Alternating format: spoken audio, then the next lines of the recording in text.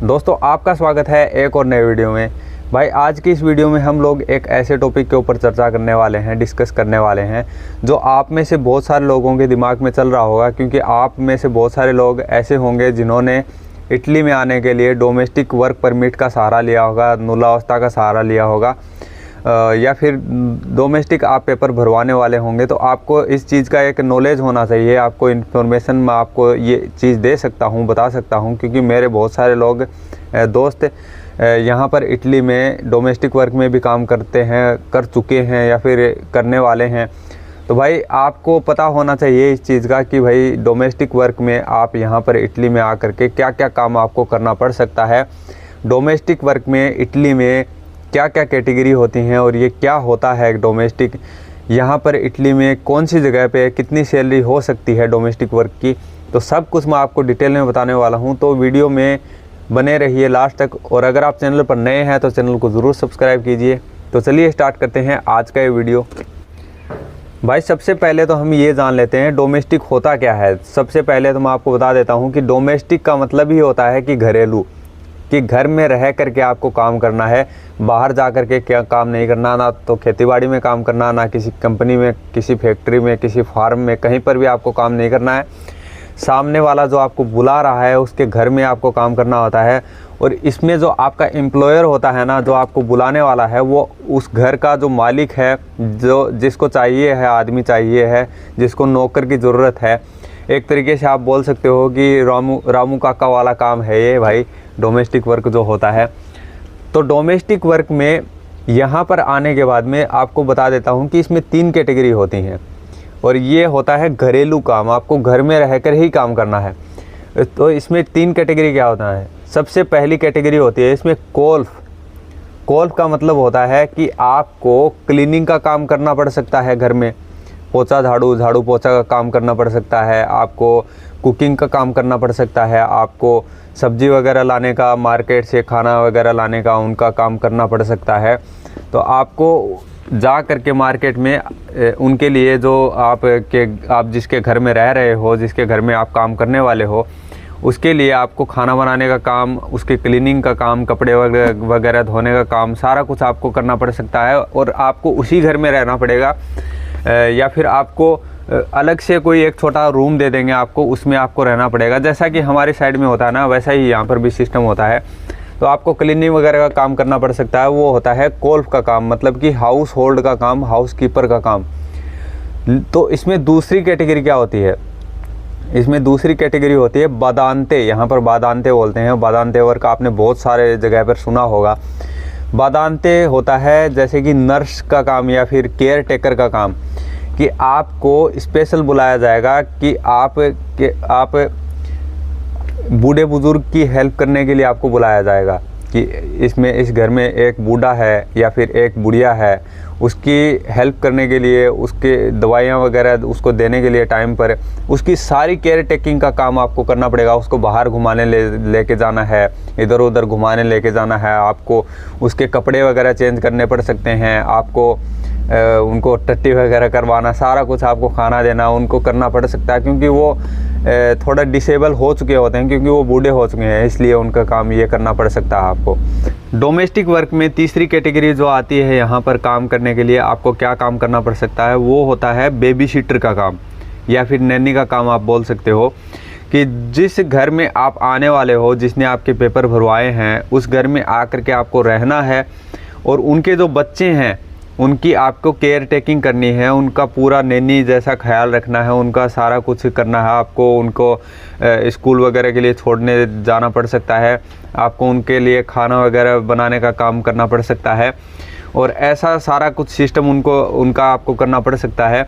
तो ये नैनी का काम आपको करना पड़ता है, क्योंकि वो जो लोग हैं ना, जो आपको बुलाते हैं, उनको एक आदमी चाहिए होता है, क्योंकि वो खुद काम करने के लिए दूसरी जगह पर जाते हैं। इसके लिए उनको एक बेबी सिटर की ज़रूरत पड़ती है, नैनी की ज़रूरत पड़ती है। तो उसके लिए वो लोग अप्लाई करते हैं एक आदमी के लिए, और वो डायरेक्ट अप्लाई करते हैं कि डोमेस्टिक पेपर जब खुलेंगे। और ये डोमेस्टिक पेपर खुलते कब हैं, जब सीजन वाले पेपर खुलते हैं, नॉन सीजन वाले खुलते हैं और डोमेस्टिक खुलते हैं, सारे एक साथ ही खुलते हैं। एक साल में कभी एक बार खुल जाएगा, कभी 2 बार भी खुल सकते हैं। ऐसा होता है। और ये ज़्यादातर फरवरी मार्च में खुलते हैं, फरवरी मार्च में इनके क्लिक डे होते हैं। कई बार इनका नवंबर में फाइलें बनती हैं, ऐसा सिस्टम होता है यहाँ पर। तो अब यहाँ पर बात आती है कि इनकी सैलरी क्या क्या हो सकती है, कहाँ पर क्या क्या सैलरी हो सकती है। तो भाई अगर आप नीचे वाले एरिया में देखोगे, जहाँ पर साउथ का एरिया है, लेचे है, नापोली है, ब्रिंदेसी, ये जो नीचे वाले एरिया है ना, यहाँ पर कसेरता है, या आसपास के यहाँ पर जो नीचे वाले एरिया हैं साउथ के एरिया, यहाँ पर थोड़ी जो ये डोमेस्टिक वर्क होता है इसकी सैलरी थोड़ी कम होती है। सैलरी कम कितनी होती है, देखो 600 यूरो से स्टार्ट होती है। 600 यूरो आपको महीने का मिलेगा, जिसमें कि आपको रहने का और खाने का खर्चा उनका ही होगा, सामने वाले का।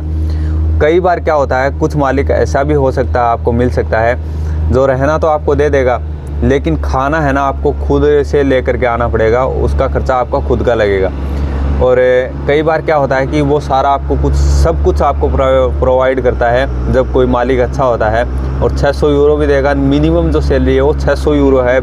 वेदांते के वर्क की हो, चाहे कोफ की वर्क की हो, चाहे बेबी सिटर के वर्क की हो, ये 600 यूरो तो नॉर्मल सैलरी होती है, क्योंकि उसमें कुछ आपको ज़्यादा कुछ करना नहीं पड़ेगा। आपको कोई इतना ज़्यादा कोई वज़न उठाने का काम, आपको खेत में जाने का काम ऐसा नहीं करना पड़ेगा। आपको बस घर में रह करके क्लीनिंग का, कुकिंग का, नर्सिंग का, ये सारा कुछ का काम आपको करना पड़ सकता है जो डोमेस्टिक वर्क होते हैं उसमें।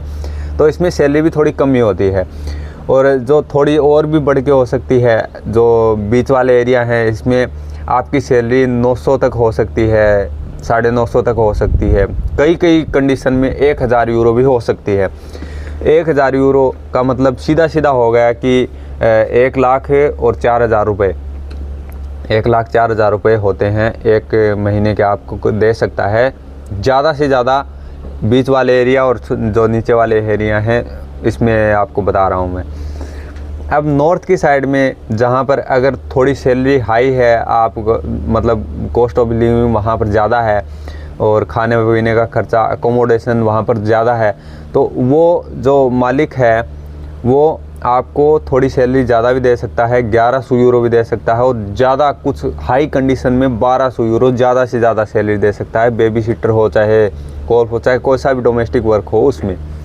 अब इसमें आपको कौन कौन से डॉक्यूमेंट्स वगैरह चाहिए होते हैं, आपको वही चाहिए होता है, एक पासपोर्ट की फ़ोटो आपको भेजनी होती है, और आपकी 4-5 फ़ोटो होती हैं रंगीन, जो कि 6 महीने पुरानी ना हो।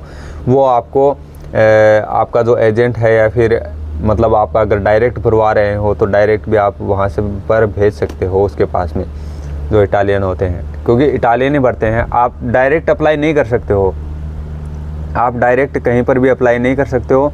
हाँ, एक होता है कि आप एजेंट के थ्रू अप्लाई कर सकते हो, या फिर आप अगर कहीं से आपको इटालियन मालिक मिल जाता है, चाहे फेसबुक हो, चाहे कुछ भी हो, चाहे कोई गूगल पे कहीं पे भी उसने दे रखा हो, या फिर कंसल्टेंसी हो, वहाँ पे अगर आप जा कर के देखते हो, आपको वहाँ पर जो इटालियन मालिक होता है उसका कॉन्टेक्ट नंबर या कुछ मिल जाता है, तो आप उससे कांटेक्ट करके डायरेक्ट भी आप पेपर भरवा सकते हो, जिसमें आपको कोई ज़्यादा कुछ खर्चा नहीं आएगा।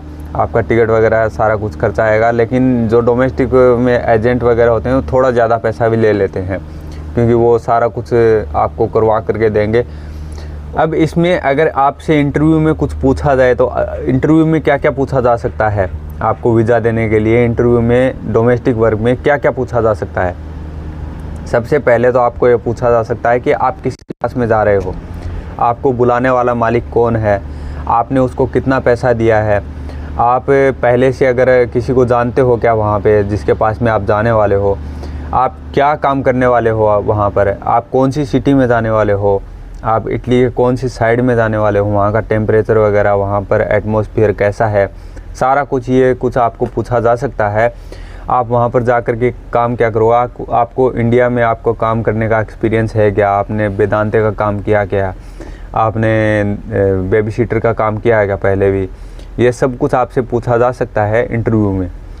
तो भाई यही था मेरा आज का वीडियो। आई होप आपको वीडियो पसंद आया होगा। तो भाई ये डोमेस्टिक वर्क में आपको ये काम करने पड़ सकते हैं, और ये सैलरीज हो सकती हैं कम से कम 600 यूरो, ज़्यादा से ज़्यादा 1200 यूरो, ज़्यादा से ज़्यादा बता रहा हूँ, आप 1200 यूरो सैलरी भी हो सकती है। और आपको वहीं पर रहना है जहाँ पर जो मालिक आपको बुलाता है वो जो कमरा आपको दे देगा, एक रूम आपको दे देगा, वहाँ पर आपको रहना होता है। आपको वहीं पर आपके कपड़े वगैरह सब कुछ आपको उनका भी धोना पड़ सकता है, क्लीनिंग वगैरह का सारा काम करना पड़ सकता है, कुकिंग का काम करना पड़ सकता है। आपको और भी कुछ काम करवा लेते हैं, बाहर इधर उधर घुमाने लेके जाना, सब कुछ आपको काम करना पड़ सकता है डोमेस्टिक वर्क में। अंदर रह करके घर के काम जो घरेलू काम होते हैं वो आपको करने पड़ेंगे, हाउस होल्ड हाउस कीपिंग वाले काम आपको करने पड़ेंगे यहाँ पर, अगर आप डोमेस्टिक वर्क में आना चाहते हो तो भाई यही था मेरा आज का ये वीडियो। आई होप आपको वीडियो पसंद आया होगा। और भाई अगर आपको इन्फॉर्मेशन अच्छी लगी हो तो आप वीडियो को लाइक ज़रूर करें, और अगर आपको कोई डाउट हो तो आप कमेंट में कमेंट करके भी पूछ सकते हो। इस वीडियो से रिलेटेड अगर आपको कोई डाउट हो या फिर आपको किसी भी तरीके का कोई डाउट हो तो आप कमेंट में कमेंट करके पूछ सकते हो। आप लिख सकते हो, लिख करके पूछ सकते हो। और भाई चैनल को ज़रूर सब्सक्राइब करना है, क्योंकि भाई हम लोग इन्फॉर्मेशन इधर उधर से एक्सपीरियंस से आपको बताता हूँ मैं, आप सपोर्ट करोगे तो अच्छा लगेगा एक। तो भाई यही था मेरा आज का वीडियो। मिलते हैं आपसे अगले वीडियो में। चैनल को ज़रूर सब्सक्राइब करना है।